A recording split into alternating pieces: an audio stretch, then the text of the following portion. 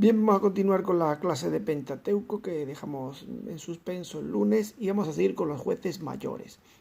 Fijaos, vamos a ocuparnos de otro personaje, Jefté, que también lleva las marcas propias que los autores han impreso en estos personajes carismáticos. El problema siempre es la inadecuación del personaje para resaltar la victoria de Yahvé y la salvación de Yahvé sobre el pueblo. Jefté es una especie de paria.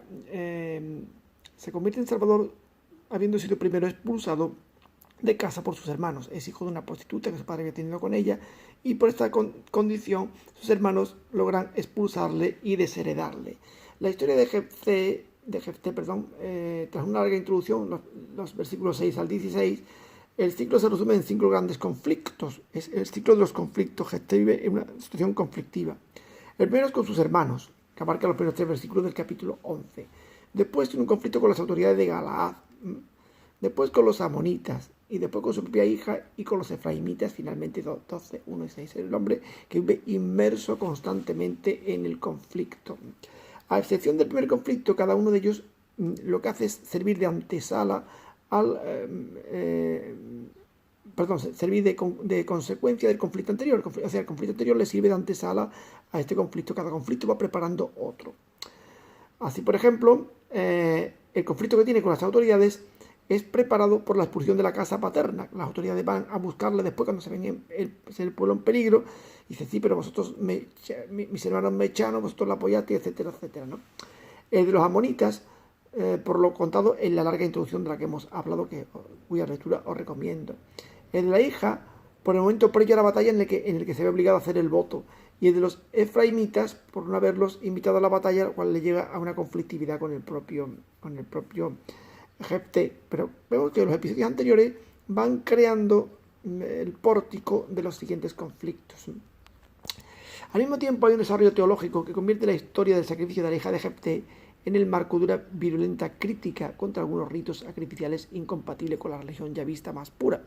Los sacrificios humanos eran algo frecuente en la zona cananea, en la zona fenicia. Se solía sacrificar el primogénito, algunos de los hijos sacrificaban a Baal o alguna divinidad del inframundo, todo ello para conseguir un favor determinado, cuando se va a una pura la victoria o por múltiples causas. Era un culto relativamente frecuente, pero Israel desde siempre se desmarcó y lo presentó como algo cruento. Es curioso que aquí quedan restos de ese elemento, cuyo resto también podía quedar, por ejemplo, ya lo vimos en el Pentateuco, en el sacrificio de Isaac.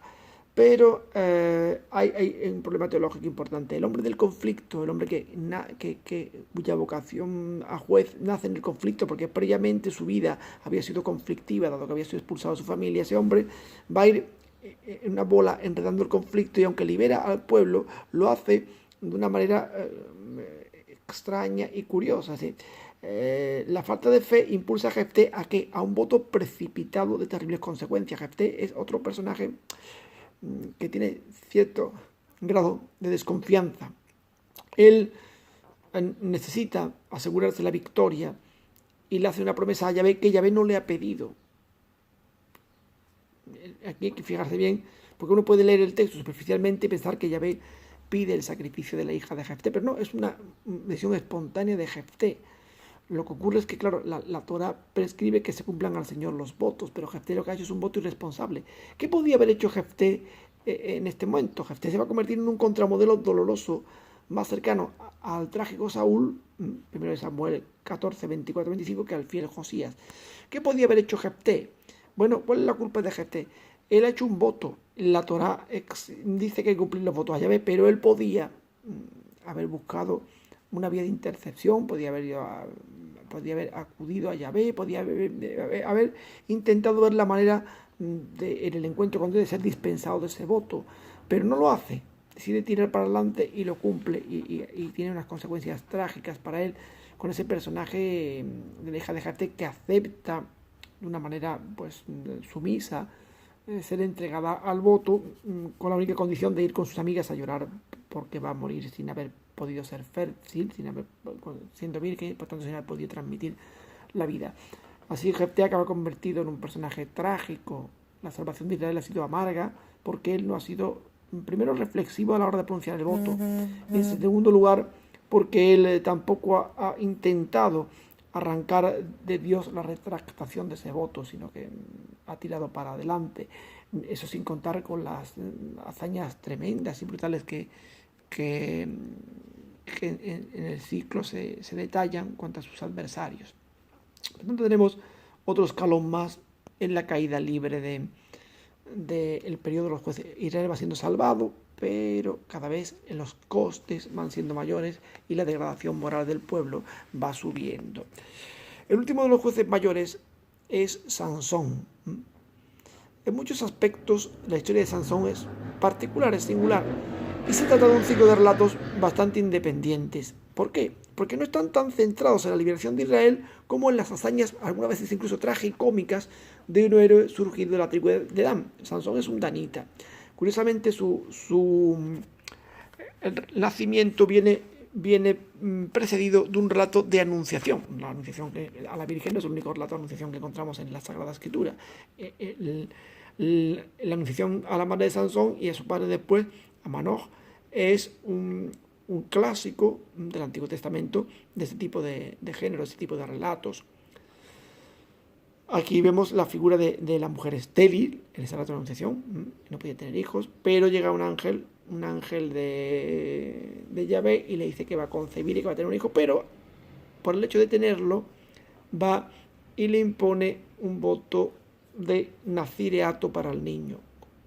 El padre hace una figura como de desconfiado, un poco similar a la cara de Zacarías en el nacimiento de Juan Bautista, y nuevamente se les aparece el ángel de Yahvé y le repite la historia del padre, que no cree exactamente lo que la mujer le había dicho, sino que necesita escucharlo de labios del propio mensajero divino. La figura del padre de Sansón, de Manoch, parece un poco comprometida, ¿no? Porque incluso a veces da la impresión de ser una persona un poco corta de entendederas. Cuando le ofrecen el sacrificio al ángel de Yahvé al final del relato de anunciación, él se aterroriza: ¡ay, que vamos a morir, que hemos visto al ángel del Señor! El papel de lista la hace la madre de Sansón, la mujer en este caso, que dice: hombre, si Dios quisiera matarnos, porque hubiera aceptado el sacrificio, porque eso no hubiera aparecido, etcétera, etcétera, ¿no? Bien, pues este personaje va a ser una especie de Gilgamesh, aquel famoso protagonista de la epopeya mesopotámica, o un Hércules hebreo, el personaje griego, ¿no?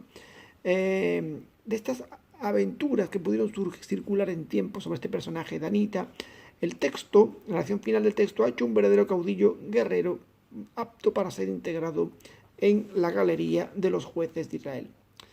Pero claro, hay un gran trecho, digo yo aquí adecuadamente en el guión, una gran distancia desde los jueces como Baraj, Gedeón o Jefte a Sansón. Curiosamente, aunque van contiguos, hay un espacio grande. Sansón, a diferencia de los jueces anteriores, no aparece vinculado nunca a una o a varias tribus. Si no vemos a Gedeón, dice: bueno, mi tribu es la más pequeña, es más pequeña, y le va explicando qué pasa con su tribu, ¿no? Baraj, pues también está vinculado, todos ellos están vinculados a su propio clan, a su tribu o a varias tribus a las que concitan para conseguir la victoria sobre los enemigos. Pero Sansón va siempre por libre, es un francotirador, actúa solo, no está vinculado a ninguna tribu. Su historia forma más un paralelo antitético con la de Samuel. O sea, parecería un contrapunto del personaje de Samuel. Samuel, al igual que Sansón, fue concebido de una madre estéril, claro, es decir, y al igual que él, fue consagrado a Dios y juzgó a Israel. Es, como diríamos, un reflejo especular. Samuel, lo veremos cuando estudiemos libros, ocurrirá lo mismo. La madre es estéril, solo que a ella no se le aparece el ángel, sino que ella pide en el templo, en el santuario de Silo, ya lo veremos, no quiero adelantarlo, pide el hijo y es ella la que pronuncia el voto de nazireato para él. Ambas figuras son dos figuras completamente antitéticas, parece que se han puesto de manera enfrentada, de manera contrapuesta, para que podamos ver dos modelos diferentes. También, como digo, es consagrado a Yahvé. Al leer los diferentes episodios que constituyen la historia de Sansón, vemos cómo es un héroe que actúa con argucias y astucias, sorteando muchas trampas. Veremos cómo hay muchos elementos sapienciales en esta historia de Sansón. Le gusta mucho el mundo del masal, en hebreo significa proverbio, acertijo, el mundo de los enigmas, de resolverlo. Veremos un poquito más así como va viendo el personaje. Sorteando trampas. Aquí hay una coma, tendría que haber un punto. Sin ser por lo demás un caudillo guerrero, lo curioso es que nos encontramos ante un juez que de entrada ignora que ha sido elegido por Yahvé. ¿Y cómo ignora que ha sido elegido por Yahvé? Bueno, porque la elección se le había dado a la madre, elegido por Yahvé de antes de su nacimiento para liberar a Israel. Es decir, en teoría a él se le tenía que haber comunicado cuál era su vocación y su misión. Pero el texto da la impresión de que parece ignorarlo. Sansón en realidad es un personaje veleidoso que hace lo que quiere. No, la voluntad de Sansón no parece estar amoldada a la misión que le han conferido. De hecho, desobedece tanto a sus padres como a Dios. No, es un personaje que a su padre desobedece en el primer episodio que vemos cuando él quiere casarse con una mujer extranjera y los padres dicen, pero hijo, no tiene mujeres entre todo nuestro pueblo, nuestra tribu, para que tú te vayas a buscarte una mujer de los extranjeros, de los paganos y tal. Él dice, no quiero esa, y si no me dais esa, desobedece a sus padres. A Dios también, no tanto en cuanto él no cumple el voto de nazireato, es decir, he mencionado ya ahora mismo de pasada lo que va a ser el talón de Aquiles de Sansón, que tiene una debilidad afectiva insalvable, es decir, es un mujeriego incurable, le gusta hasta una escoba, un palo de escoba con una falda. Es un personaje cuya debilidad hacia las mujeres acaba haciendo su talón de Aquiles, su perdición.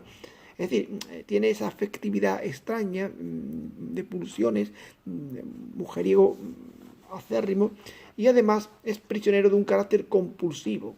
Es decir, actúa por impulsos, actúa como le digamos en nuestra tierra, por prontos, ¿no? Le da de repente y actúa según el cuerpo le va sugiriendo. Pero pese a todo, Sansón, aunque esté siendo caprichoso, aunque desobedezca a sus padres, aunque desobedezca a Dios, aunque siga siempre sus pulsiones y actúe, como diríamos, impulsivamente, ¿no? Aún así está sirviendo, aunque él no lo sepa, a la providencia. Dios toma a este personaje tan controvertido, tan extraño, tan poco dócil, para usar su plan. ¿Qué es lo que quiere decir el autor? Pues quiere decir que Dios nunca va a abandonar su proyecto salvador, aun cuando no encuentre colaboradores idóneos. Fijaos que los jueces van en escala descendente. Aunque encontrara un marrajo, un personaje que no fuera nada apto, Dios podría realizar su plan. Va a trabajar con los instrumentos de que dispone. Y va a hacer converger las aptitudes de estos personajes, en concreto de Sansón, tanto la positiva como la negativa, e incluso la libertad y el libre albedrío fogoso de Sansón, lo va a convertir, por enconado y reverde que sea, va a usar este tipo de elementos. Aquí hay que poner un punto después por reverde que sea. Si se va a servir de él, aunque sea un personaje obcecado, reverde, caprichoso, todo este tipo de cualidades, aunque sean negativas, Yahvé las va a ir utilizando poco a poco para labrar su plan, porque trabaja con lo que tiene. Los autores quieren mostrarnos cómo el material humano no siempre es bueno, pero Yahvé consigue de un modo u otro ir sacando, en la medida de lo que el material humano permite, adelante su plan de salvación. Bueno, pueden apreciarse paralelos con las hazañas de David. Aquí os pongo una serie de indicaciones de jueces y de Samuel para que la vayáis viendo. Por ejemplo, el tema del león, David que se enfrenta al león cuando le cuenta a Saúl, pues eso lo estudiaremos más adelante. Y Sansón que mata también al cachorro de león. Si vemos una serie de hazañas que tienen paralelos con el personaje de David. Hay algunos elementos de tono popular del texto que están muy relacionados, ya lo he dicho antes, con la literatura sapiencial, los proverbios, los enigmas, los mesalim. Por tanto, el ciclo de Sansón tiene un marcado carácter sapiencial. Probablemente podría estar reinterpretando un antiguo mito solar. ¿Por qué? Porque en hebreo solo se dice Shemesh, en la misma raíz trilítera del nombre de Sansón. Y Dalila, Laila, se dice noche, mito solar, podría estar a la base en el que el sol y las tinieblas luchan, ¿no? Vale.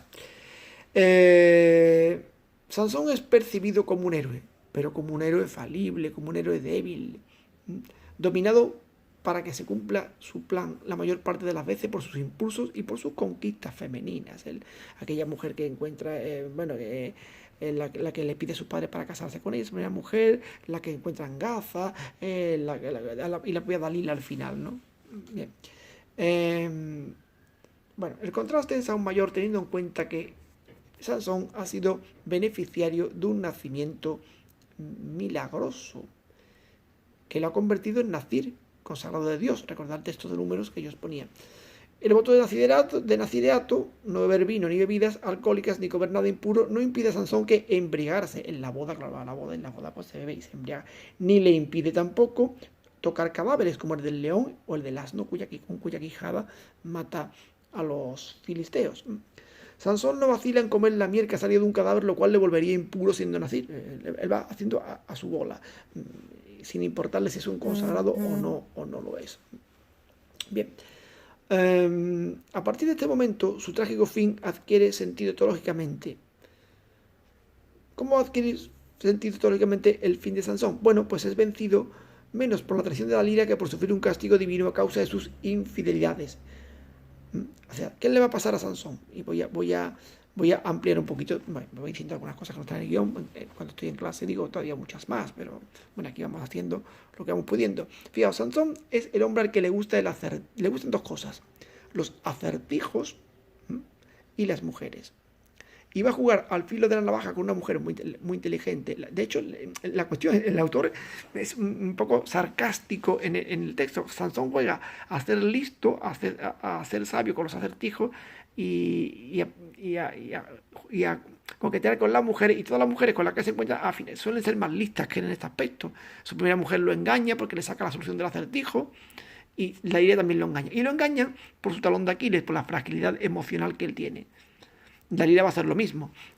El autor o los autores han trabado aquí una secuencia curiosa. Ella le va pidiendo el secreto, él le va mintiendo, va jugando, pero va jugando al borde de la navaja, sin darse cuenta de que cada vez que le miente a Dalila, ella tensa más la cuerda y le presiona tirando de sus afectos. Él cree que podrá siempre aguantar y salir airoso, pero al final, el hecho de que lo importune, le toca la fibra sensible, tú no, es típico eso que dice la mujer, tú no me quieres, no, etcétera, etcétera, ¿no? Y consigue que del filo de la navaja caiga y es cazado, como le ocurrió en el primer episodio de la boda, y revela su secreto. En la caída de Sansón viene por la infidelidad, por ese cúmulo de infidelidades, y sobre todo también por esa autoconfianza que él cree tener y que al final le traiciona. Se cree sabio y se cree seguro y cree controlar sus emociones le controlan a él, y sus partners suelen ser más astutas siempre que él. ¿Cómo va a recobrar Sansón su fuerza? Bueno, la recobra fundamentalmente, según el texto, por volver a Yahvé. Y no las recobra para volver a una vida idílica, la recobra en el último instante de su vida, para realizar una acción salvadora que él ni siquiera concibe como eso. Él la concibe como una especie de venganza de sus enemigos. Dios la va a utilizar como para salvar a Israel, pero él la concibe como una venganza de sus enemigos. De hecho, el final es tan pardo que no se dice que los filisteos dejaran de dominar a Israel, parece que siguen dominando. Es un texto que al final deja al lector un sabor agridulce, ¿no? Bueno, esta conclusión trágica resulta ambigua. Puede entenderse como una rehabilitación 12:30, o sea, en su contrario, el proceso en el que el héroe, ingenuo pero vencedor, comienza a perder y acaba muriendo. Claro, rehabilitado, pero la rehabilitación y la victoria, la venganza que él quiere, le cuesta la vida. Él va a salvar, no piensa en salvar a Israel, piensa en ser rehabilitado para desquitarse de sus enemigos, pero ese sentimiento contrario a lo que sería la misión del juez se le concede, pero le cuesta finalmente la vida. Le pierde en el fondo y acaba muriendo por ese sentimiento, digamos, contradictorio, contrario a la misión que se le supone que tendría que encomendar, ¿no? Bueno, ambas tesis podríamos admitirla, la de la rehabilitación por volver a Yahvé, o la de el hombre que quiere ir ganando y empieza a perder y al final muere. El último juez es rehabilitado, pero dado que el ciclo de los jueces quiere mostrar cómo podía ser salvado Israel en el periodo premonárquico, la muerte de Sansón marca el punto y final de esta modalidad de salvación. Sí. Al morir Sansón, dice, mira, el sistema de los jueces se ha agotado, ha tocado fondo, ha ido degradándose hasta que al final ya no parece que Yahvé pueda salvar a partir de esta vía. El propio Sansón ha traicionado la misión original y le ha cambiado por una venganza personal. Se le ha concedido el plan, pero finalmente ha perdido la vida. Tendrá que cambiar de estrategia Yahvé para salvar a su pueblo. Bueno, dejamos el vídeo aquí, que si no, no se pueden subir del tamaño, y ya os mando ahora otro.